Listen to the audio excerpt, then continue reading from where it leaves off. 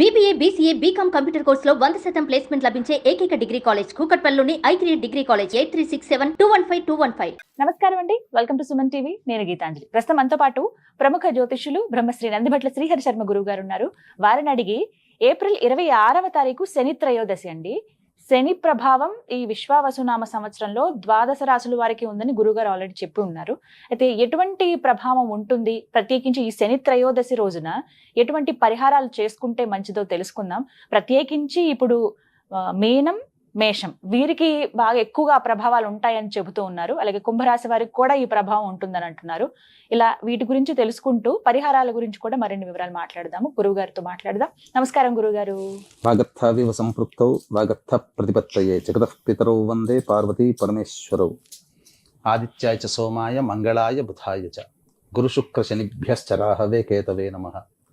శృంగేరి జగద్గురు పీఠాధిపతులకి, కంచి పీఠాధిపతులకి నమస్కారములు తెలియజేసుకుంటూ కార్యక్రమాన్ని ప్రారంభిద్దాం. గురుగారు, శని త్రయోదశి విశ్వావసునామ సంవత్సరంలో మొదటిది కదండి. ఇంకా చైత్ర మాసంలో వచ్చినటువంటిది ఈ మొదటి శని త్రయోదశి. ప్రత్యేకించి అసలు శని త్రయోదశికి నియమాలు ఏమైనా ఉంటాయా అని మాట్లాడుకుందాం. అలాగే ఇప్పుడు ఏవైతే ద్వాదశ రాశులు ఉన్నాయో వారిపైన ఏ రాశుల వారిపైన ఎక్కువగా ఈ శని ప్రభావం ఉందండి? గమనించుకుంటేనమ్మా, శని 29వ తారీఖు రోజున మార్చి 29కి కుంభం నుంచి మీన రాశిలోకి ప్రవేశం చేశారు. అయితే వక్రీకరించి మళ్ళీ జూన్ మాసంలో అంటే కుంభరాశి ఫలితాలనే ఇస్తాడు. ప్రత్యేకించి కుంభరాశిలోకి వక్రగతిన మారణ చేత అప్పుడు అక్టోబర్ 9వ తారీఖు నుంచి జనవరి 9వ తారీఖు వరకు కూడా కుంభరాశిలోనే స్థితి పొంది ఉంటాడు. ఇప్పుడు మళ్ళీ రాబోతుంది. కాబట్టి ఈ సంవత్సరం అంతా కూడా 12 రాశుల వాళ్ళకి కూడా శని ప్రభావం ఉంటుంది. కాబట్టి ఏలినాడు శని దోషం పోయిందని చెప్పి మకర రాశి వాళ్ళకి, అర్ధాష్టమ శని పోయిందని చెప్పి వృశ్చిక రాశి వాళ్ళకి, అష్టమ శని పోయిందని చెప్పి కర్కాటక రాశి వాళ్ళకి సంతోషంగా ఉండదు.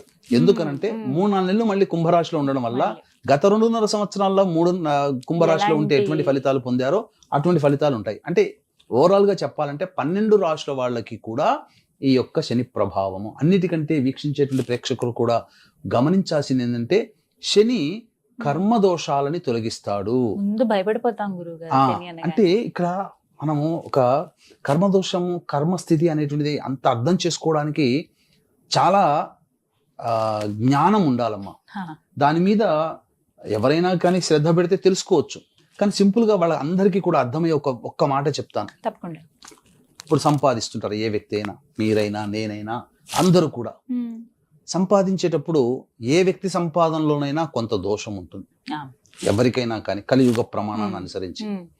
కాబట్టి ఈ దోషాన్ని మనం ఎప్పుడు అనుభవిస్తాము అనంటే చేయగానే అనుభవించం. లేదా కొంతమంది పాపపు కార్యక్రమాలు చేస్తుంటారు. ఇంకా ఇంకా సంపాదన సంపాదన సంపాదన. ఈ పాప కార్యాలు చేస్తున్న సందర్భంలో చేసేవాడికి యోగం ఉంటుంది కాబట్టి ఎక్కువ పాపాలు చేసి ఎక్కువగా డబ్బు సంపాదిస్తాడు. కానీ ఖచ్చితంగా ఎక్కడో ఒక చోట ఎప్పుడో ఒకప్పుడు దాని యొక్క దోషాన్ని అనుభవించాలి. ఎప్పుడు అనుభవిస్తాడంటే, మనిషి తన జీవితంలో శని గోచారంలో దుష్ట స్థానాలలోకి వచ్చినప్పుడు అప్పుడు అనుభవిస్తాడు. ఇప్పుడు 100 రూపాయలు దొంగతనం చేశాడంటే రేపు పొద్దున 10,000 అవుతాయి. అది ఎప్పుడు 10,000 నష్టపోతాడు? శని గోచారంలోకి దుష్ట స్థానంలోకి వచ్చినప్పుడు నష్టపోతాడు. కాబట్టి ఇటువంటి ప్రభావాలు ఏ వాళ్ళకి ఎక్కువగా ఉంటాయి అని అంటే, మనకు ఉన్నవి 12 రాశులు లేదా 12 లగ్నాలు. వీటిని 2 గ్రూప్స్ గా డివైడ్ చేశారు. ఒకటి జూపిటర్, 2 సాటర్న్. సాటర్న్ గ్రూప్ లో ఉన్నటువంటి రాశులు ఏంటంటే వృషభము, మిథునము, కన్య, తుల, మకరము, కుంభం. పైగా ఈ లగ్నాల్లో కానీ ఈ రాశుల్లో జన్మించినటువంటి వాళ్ళకి శని చాలా యోగకారకుడు. కాబట్టి ఈ వృషభ, మిథున, కన్య, తుల, మకర, కుంభ రాశులలో జన్మించినటువంటి వారికి లేదా లగ్నాలలో జన్మించినటువంటి వారికి శని చాలా తక్కువ దోషాన్ని కలగచేస్తాడు కంపారిటివ్లీ మిగతా రాశుల వాళ్ళకి. ఈ గురుపాలిత రాశులు లేదా లగ్నాలు ఏంటంటే మీనం, మేషం, కర్కాటకం, సింహం, వృశ్చికం, ధనుస్సు. ఈ 6 రాశులు లేదా లగ్నాల్లో జన్మించినటువంటి వాళ్ళకి శని దుష్ట స్థానాల్లోకి వచ్చినప్పుడు ప్రభావం చాలా విపరీతంగా ఉంటుంది.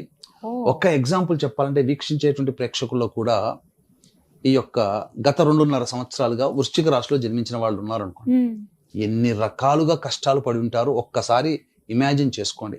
2006 నుంచి 2009 మధ్య కాలంలో సింహరాశిలో జన్మించినటువంటి వాళ్ళు ఒక్కసారి గుర్తు తెచ్చుకోండి. ఆ సమయం 2006 నుంచి 2009 అంటే చెరుకు గడనైనా ఇంకా పిప్పి తీస్తే చుక్క వస్తుందేమో కానీ వాళ్ళ జీవితంలో అలా స్క్వీజ్ అయిపోయారు. అంటే దుష్ట స్థానాల్లోకి వచ్చినప్పుడు ఆ రాశి వాళ్ళు, ముఖ్యంగా గురుపాలితంలో జన్మించినటువంటి మీన, మేష, కర్కాటక, సింహ, వృశ్చిక, ధనుస్సు ఈ లగ్నాలు లేదా రాశుల్లో జన్మించినటువంటి వాళ్ళకి శని చాలా దోషాన్ని కలగచేస్తాడు. అంటే ఎటువంటి దోషం కలగచేస్తాడు, ఎటువంటి సమస్యలు వస్తాయి అని అనుకుంటే, అనారోగ్య సమస్యలు, ఉద్యోగం పోవడం, వ్యాపారంలో నష్టం రావడం, అప్పులిచ్చి డబ్బులు తిరిగి వసూలు చేసుకోలేకపోవడం, ఎక్కడైనా కానీ ఇంట్లో చోరీలు జరిగిపోవడం, ఇలా అనేక రకాలైనవి మనకు ప్రమేయం లేకుండానే జరిగిపోతాయి. కాబట్టి ఖచ్చితంగా మరి ఇటువంటి వాటికి పరిహారాలు చేసుకోవాలా అని కూడా అడుగుతారు. అంటే ఇక్కడ పరిహారాలు చేసుకుంటే ఏమవుతుందనంటే దాని యొక్క ప్రభావం తగ్గుతుంది. కాబట్టి ఖచ్చితంగా మానవుడు పరిహారం చేసుకోవాలి. కానీ పరిహారం చేసుకోగలిగేటువంటి సమయాలు కూడా కొన్ని ఉంటాయి. త్రయోదశి తిథులు, ప్రదోషకాల సమయాలు, ఈశ్వర అర్చన, ఇవన్నీ కూడా చాలా సందర్భాలలో, అమావాస్య రోజున, ఇటువంటి సందర్భాల్లో ఈ సంబంధించినటువంటి పరిహార క్రియలు గనక మానవుడు పాటించుకుంటే శని ప్రభావం నుంచి బయటపడతాం. ఇక్కడ ఒకటి గమనించుకోవాలమ్మా, ఏదో సినిమాలో ఉన్నప్పుడు ఇలా మంత్రగాడు ఇలా అనగానే రోగాలన్నీ పోతాయి, బట్టలన్నీ కొత్తవి వచ్చేస్తాయి, అలా భవంతులు వచ్చేస్తాయి, అలా జరగదమ్మా. అంటే మనము అనుభవించాల్సిన కర్మ అనుభవించక తప్పదు. కానీ శని అనుగ్రహాన్ని గనక పొందితే ఆ కర్మ మనకి ఎంత అనుకూలంగా మారుతుంది అని అంటే, ఒక్క మాటలో చెప్తాను. ఒక వ్యక్తి కింద పడాలి, బండి మించో లేకపోతే ఎక్కడి నుంచో కింద పడాలని రాసి పెట్టుంది. శని అనుగ్రహాన్ని పొందినటువంటి వ్యక్తి ఏమవుతుంది అని అంటే, గుడ్డ పేలికలు ఉన్న చోట, దిబ్బ మట్టి ఉన్న చోట, ఇసుక తిన్నెలు ఉన్న చోట పడతాడు. ఏదో రాసుకుని రాపిడితో కొద్దిగా పోతుంది. శని అనుగ్రహం లేని వ్యక్తి ఏందనంటే కంకర్రాళ్ళ మీదనో డాంబర్ రోడ్డు మీదనో పడి, లేకపోతే కింద పడి దొర్లుకుంటూ పోయి ఎక్కువగా గీసుకుపోయి కింద పడడం కామన్. కానీ అనుగ్రహం ఉన్నవాడికి అనుగ్రహం లేని వాడికి దెబ్బలో తేడా ఉంటుంది. దీనిపైన ఇప్పుడు ఎండాకాలం అమ్మా, మనం ఎండలో మనం వెళ్ళి పని చేసుకోవాలి. నేను బండి మీద డ్రైవ్ చేసుకోవాలి లేదా నడుచుకుంటూ పోయి రావాలి. ఆ పని చేసుకొని వచ్చినప్పుడు, పని పూర్తి చేసుకొని వచ్చే సందర్భంలో మానవుడి కష్టం, ఎండ బాధ, చెమట కారి దాహం వేసి ఇక పని చేసుకొని కష్టపడుతూ పని చేసుకుంటాడు. అదే ఒక గొడుగు పట్టుకొని పోయాడు అనుకోండి, కొద్దిగా ఉపశమనం లభిస్తుంది కదా, పని చేసుకుంటాడు, పని కావాలి. అట్లాగే శని అనుగ్రహం ఉన్న వ్యక్తి గొడుగు లాంటి ఆధారం శని అనుగ్రహం, కాబట్టి పని అవుతుంది. కానీ ఎటువంటి శని అనుగ్రహం లేకపోతే కష్టాలు పడి చేసుకోవాలి. కాబట్టి ఖచ్చితంగా పరిహారాలు చేసుకోవాలి. మరి 26వ తారీఖు సమయం ఎప్పటి నుంచి ఎప్పటి వరకు ఉందండి? పూర్తిగా తిథి ఉందా త్రయోదశి? త్రయోదశి ఆ రోజున ఉదయం 8:36 వరకు ఎంతో ఉందమ్మా, అంతే. ఉదయం అంతే. పైగా ఉత్తరాభాద్ర నక్షత్రం కూడా, శనివారం 3 కలిసి వచ్చిన అద్భుతమైన రోజు. మళ్ళీ అమావాస్య కంటే ముందున్నటువంటి రోజు. కాబట్టి ఆ రోజున అన్ని రాశుల వాళ్ళు, ముఖ్యంగా మీనం, మేషం, మిథునం, కర్కాటకం, సింహం, కన్యా, వృశ్చికం, ధనుస్సు, కుంభరాశిలో జన్మించిన వాడు ఖచ్చితంగా పరిహారాలు చేసుకోవాల్సిందే. ఎటువంటి పరిహారాలు? ఉదయం 8:30 వరకే ఉంది కాబట్టి తెల్లవారుజామున లేసి చేసుకోవాల్సినటువంటి ఆ పరిహారాలు ఏంటో తెలియచేయండి. తప్పకుండానమ్మా. ముఖ్యంగా ఆ పరిహారాలు ఏంటంటే, శనివారం రోజున ఉదయం 5:49 సూర్యోదయం అవుతుంది. కాబట్టి దరిదాపుగా 7:15 వరకు దుర్ముహూర్తం ఉంటుంది. కాబట్టి ఆ దుర్ముహూర్తంలో మనం ఎటువంటి పనులు కూడా చేయలేము. మామూలు సమయంలో 7:30 వరకు ఉంటుంది. కానీ సూర్యోదయం ముందుగానే అవుతుంది కదా, కాబట్టి 7:15 కల్లా దుర్ముహూర్తం కంప్లీట్ అయిపోతుంది.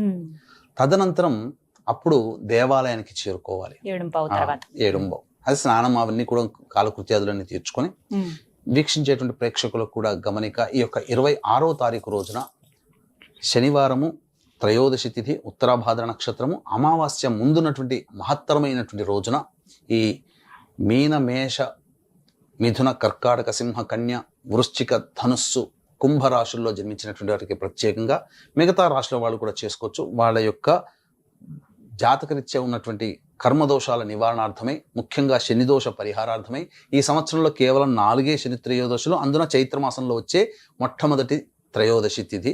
ఆ రోజున జాతకరీత్యా ఉన్నటువంటి శని దోష పరిహారార్థమే శనీశ్వర హోమము, అఘోర పాశుపతి మంత్ర హోమము, శని ప్రభావం వల్ల వివాహము, విద్య, దాంపత్యము, అనారోగ్య సమస్యలు వస్తాయి కాబట్టి వీటి సమస్యల లక్ష్మీ అనుగ్రహం కావాలి, డబ్బు కూడా నష్టపోతారు కాబట్టి ఈ యొక్క దోష పరిహారార్థమై వివిధ రకాలైనటువంటి హోమాది కార్యక్రమాలు చేయించడం జరుగుతుంది. ముఖ్యంగా శక్తిపాతము చేయబడినటువంటి శంకరుంగలీమాల, ఈ యొక్క రాశులలో చెప్పినటువంటి రాశిలో జన్మించిన వాళ్ళు ఖచ్చితంగా ఈ శంకరుంగలీమాల ఈ శని ప్రభావం జరుగుతున్నటువంటి వాళ్ళు ధరించి తీరాలి.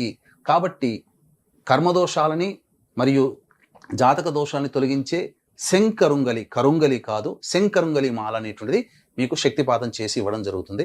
ఇక ఆ రోజున నవగ్రహాల దేవాలయానికి వెళ్ళి 26వ తారీఖు రోజున నవగ్రహాల దేవాలయానికి వెళ్ళి నవగ్రహాల చుట్టూ శివాయ నమః అంటూ 27 ప్రదక్షిణలు చేసి శనికి అభిముఖంగా కూర్చొని నిలబడి ఆ శనీశ్వరునికి నల్లటి బట్ట కట్టి నల్లటి ఒత్తితో నల్ల నువ్వుల నూనెతో దీపారాధన చేసి నల్ల నువ్వుల నూనెతో ఈశ్వరునికి శని భగవానికి అభిషేకం జరిపించి 8 నల్ల నువ్వుల లడ్డూలు స్వామికి నైవేద్యంగా పెట్టి చక్కగా వీలైతే మళ్ళీ రావి చెట్టు చుట్టూ శివాయ నమః అంటూ 27 ప్రదక్షిణలు చేసి ఆ రావి చెట్టు కింద నల్ల నువ్వులని ఒక రాశిగా పోసి దాని మీద తమలపాకులు 2 పెట్టి అక్కడ దాని మీద నల్ల నువ్వుల నూనెతో దీపారాధన చేసి వెనక్కి తిరిగి చూడకుండా ఇంటికి వచ్చేస్తే శని దోష ప్రభావాలు చాలా మటుకు తగ్గుతాయి. శని ప్రభావం వలన సమస్యలు చాలా మటుకు తగ్గుతాయి. అవకాశం ఉంటే ఈ చెప్పబడినటువంటి మీన, మేష, మిథున, కర్కాటక, సింహ, కన్య, వృశ్చిక, ధనస్సు, కుంభ రాశుల్లో జన్మించినటువంటి వారికి ఆ యొక్క 26వ తారీఖు రోజున జరిగేటువంటి కార్యక్రమంలో గోత్రనామాలు నమోదు చేసుకుని శంకరుంగలి మాలని సొంతం చేసుకోవచ్చు. 25 రాత్రి 9 లోపల ఈ కార్యక్రమంలో నమోదు చేయించుకోవచ్చు అంటారు. మొత్తంగా 26వ తారీఖు శనిగ్రహ దోషాలు ఎవరైతే ఉన్నాయో, ఆ ప్రభావాలు ఎవరైతే ఎదుర్కొంటున్నారో వాళ్ళకి ఇది ఒక పరిహారం అండి. చక్కగా వివరించారు గురుగారు, ధన్యవాదాలు. సర్వం శ్రీ ఉమామహేశ్వర పరబ్రహ్మార్పణమస్తు.